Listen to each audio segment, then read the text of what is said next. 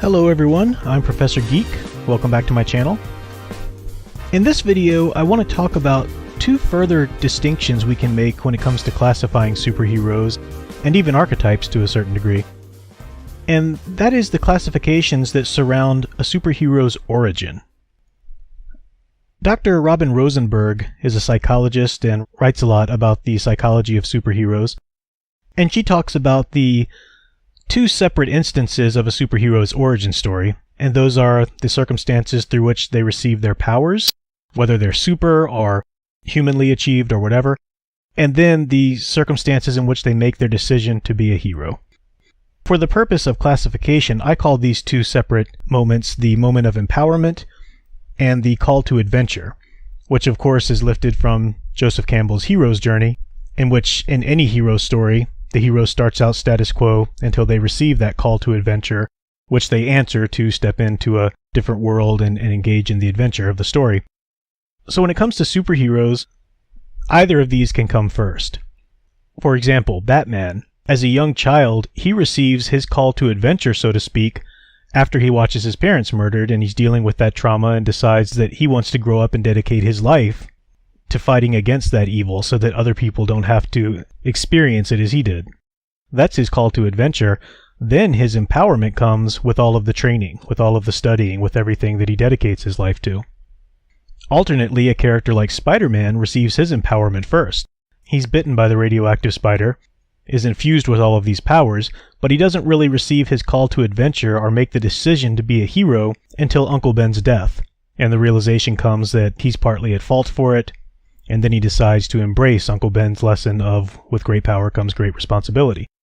So those are two moments that are necessary for any superhero origin, their empowerment and their call to adventure. Three more categories that we can apply and mix and match over these two crucial elements are the natures of this origin. And I'll list the three categories and then go through them. And these are categories that Robin Rosenberg herself named, and they are trauma, destiny, and chance. So with both of the examples we just mentioned included trauma. Batman's loss, the traumatic death of his parents before him, and then Peter Parker's loss of Uncle Ben and the realization that he was at fault to some degree.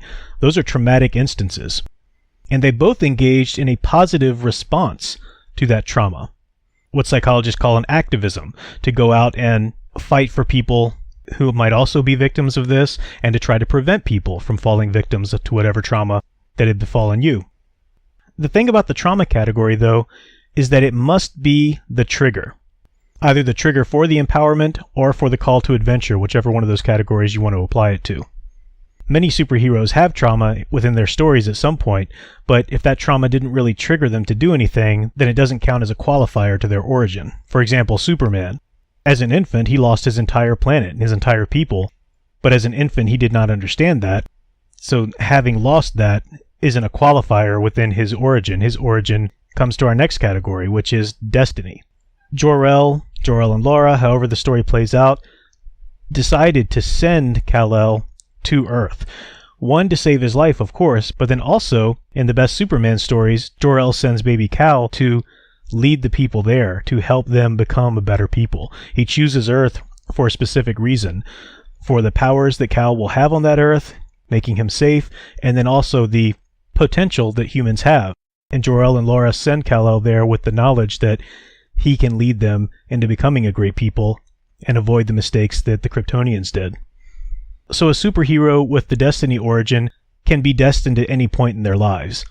They don't have to be the child of prophecy. They don't have to be destined from the moment of conception or the moment of birth. Wonder Woman is another great example. I know that some later stories try to make it as though she was born to do this or that. Certainly the movie tries to make her born to be a living weapon and some of that nonsense. But the basic origin story of Wonder Woman is that she has her powers because of who she is. She gains her empowerment there, either at birth, because she's an Amazon, or after she receives her call to adventure. But her call to adventure is winning that contest. And in that moment, she is chosen / destined to be the ambassador of Themyscira to man's world, to return Steve Trevor home, but also to represent the Amazonian ways to mankind. That is her destiny portion of her origin. And then the third category here is chance. And chance is unique because it can only be applied to empowerment. It cannot be applied to the call to adventure, because the call to adventure has to include agency. It has to include a willing decision. It can't be by chance. Spider-Man, for example, can be bitten by the radioactive spider by pure chance, but something has to happen for him to decide on his own to use those powers to be a hero. So just to recap a little bit, we have two main parts of a superhero origin story: their empowerment and their call to adventure. And then we have three different descriptors that can be applied to both empowerment or call to adventure. The trauma, which has to be a trigger of either the empowerment or the call to adventure to count. The destiny, which can be at any point in their lives that they become destined to go do this thing. And then chance, which can only apply to the empowerment. So what good are these classifications?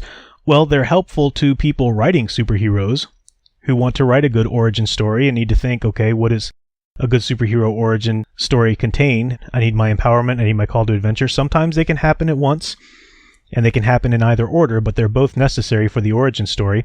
And then these three classifications of different types of empowerments or call to adventure have naturally arisen because they speak to the human psychology.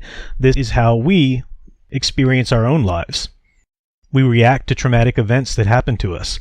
We are sent. We do have a sense of destiny quite often, whether that stems from a religious background and we feel that we're called to do this or that, or whether it's something as simple as feeling as though you're destined to attend the same school your parents did or go into the same line of work or something like that. We respond to trauma and we often feel destined, are chosen. And then of course chance is easy to explain. That happens to us all the time and we need to make sense of it. So a superhero story is a great example of how to make sense of chance as well as trauma and destiny, but certainly those chance things that happen to us that leave us in a scenario in which we are uniquely suited to do this or that, we can decide to do this or that for good or for bad. The last point I'll make about these classifications is to relate back to my own two classifications of the basic hero types. And I'll place a link to the video that I made on this in the top right hand corner as well as the description below. And I said before we get into any of the sub-archetypes of heroes, the vigilante, the frontiersman, tricksters, and whatever, that there are two basic hero types before any of that, and that is the aspirational and the cathartic motivational.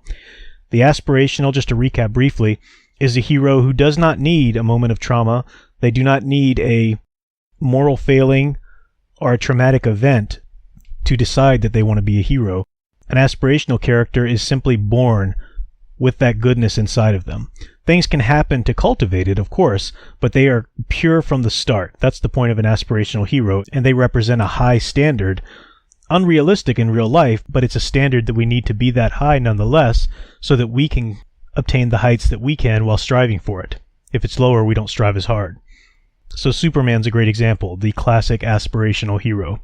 Simply pure from the beginning, he never has a moment, or at least should never have a moment, in which he is morally questionable or given to despair or anything like that.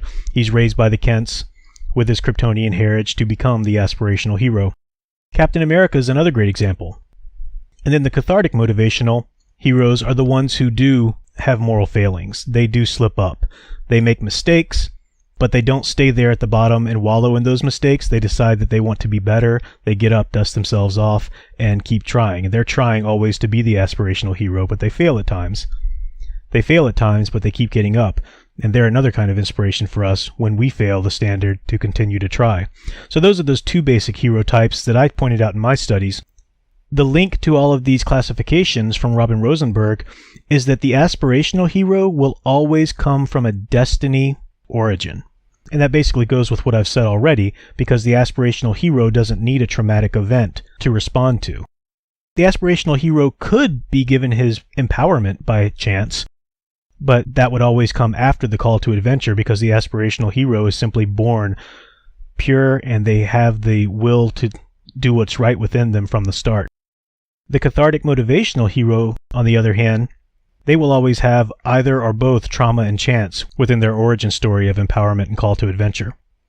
I'll give you some examples. Captain America, pure from the start. He's never a bully. He's never a thug who has to learn to be good. In fact, he's chosen. He's destined, chosen by Dr. Erskine because he's a good man inside and he respects power because he's never had it. So because he's a pure aspirational hero with his call to adventure from the start, wanting to do what's right, that's what helps him become destined with his empowerment.